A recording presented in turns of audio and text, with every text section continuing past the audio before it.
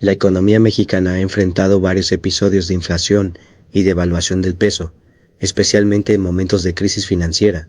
En los años 80 y 90, las devaluaciones fueron frecuentes debido a la vulnerabilidad del sistema cambiario y el impacto de la deuda externa. La crisis de 1994, por ejemplo, llevó a una fuerte devaluación del peso, incrementando la inflación y afectando el poder adquisitivo de la población.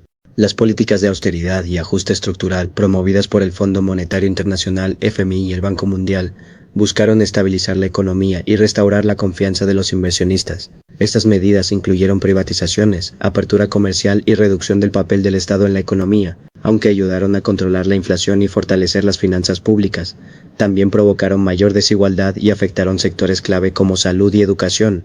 En cuanto a la reforma del sistema fiscal, los gobiernos han intentado mejorar la recaudación mediante cambios en impuestos y eliminación de subsidios. Sin embargo, el recorte del gasto público ha generado críticas, ya que ha afectado programas sociales y el desarrollo de infraestructura. Aunque el modelo neoliberal ha sido adaptado con el tiempo, sigue influyendo en la política económica de México. Con la llegada de Miguel de la Madrid a la presidencia el 1 de diciembre de 1908, México entró en una etapa marcada por políticas neoliberales.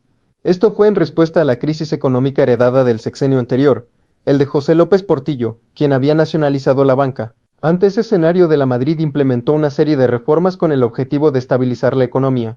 Su modelo se basaba en la apertura comercial, la reducción del papel del Estado en la economía y el impulso del libre mercado como vía para el crecimiento.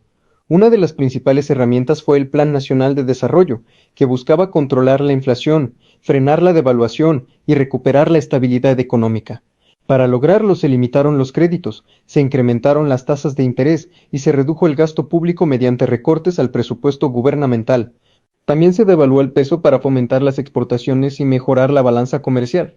Además, se redujeron aranceles y se eliminaron barreras al comercio exterior para integrar a México a la economía global.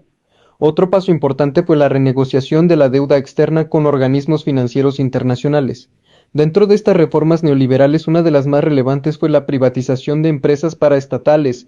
Aunque esta medida comenzó en Reino Unido, se aplicó ampliamente en América Latina, como parte de las recomendaciones del Fondo Monetario Internacional y el Banco Mundial.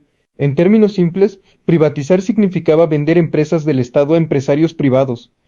La gran diferencia era que mientras las paraestatales cumplían una función social y no buscaban ganancias, las empresas privadas sí operaban con fines de lucro, lo que excluía a quienes no podían pagar por sus servicios. La privatización se llevó a cabo en 3 etapas. La primera entre 1982 y 1900. En la segunda, de 1988 a 1994, se privatizaron sectores más importantes como la siderurgia, la banca y los teléfonos.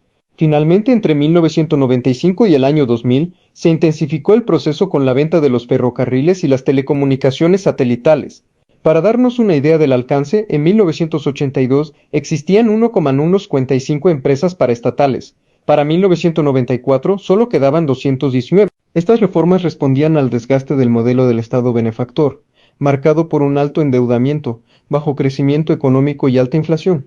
Sin embargo, también tuvieron consecuencias negativas. El retiro del Estado permitió que algunas grandes empresas influenciaran el mercado sin regulación, lo que provocó una sobrevaluación del peso, aumento en las tasas de interés, inflación y nuevas devaluaciones. Durante el periodo neoliberal en México, iniciado en 1982, las relaciones laborales se transformaron de forma significativa, afectando negativamente a la clase trabajadora.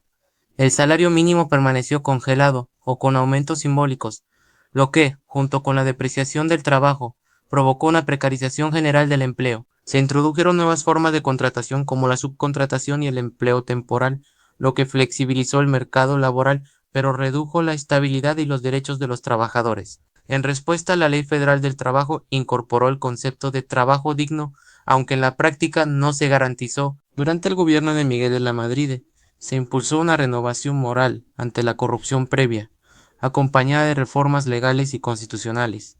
Sin embargo, su sexenio estuvo marcado por una fuerte crisis económica, estancamiento, caída salarial y pérdida del poder adquisitivo, lo que agravó la pobreza, que en 2016 alcanzó el 53%. La flexibilización laboral buscó promover competitividad, pero derivó en empleos mal remunerados y con malas condiciones. Además, los sectores de educación y salud sufrieron procesos de privatización que redujeron el acceso para los sectores más pobres, aumentando la desigualdad y segmentación social. En resumen, el neoliberalismo trajo consigo cambios estructurales que deterioraron el bienestar de los sectores más vulnerables y profundizaron la desigualdad en México. El origen del ajuste económico, del ámbito de desarrollo económico y el cambio del país fue para enfrentar un hoyo negro presupuestal.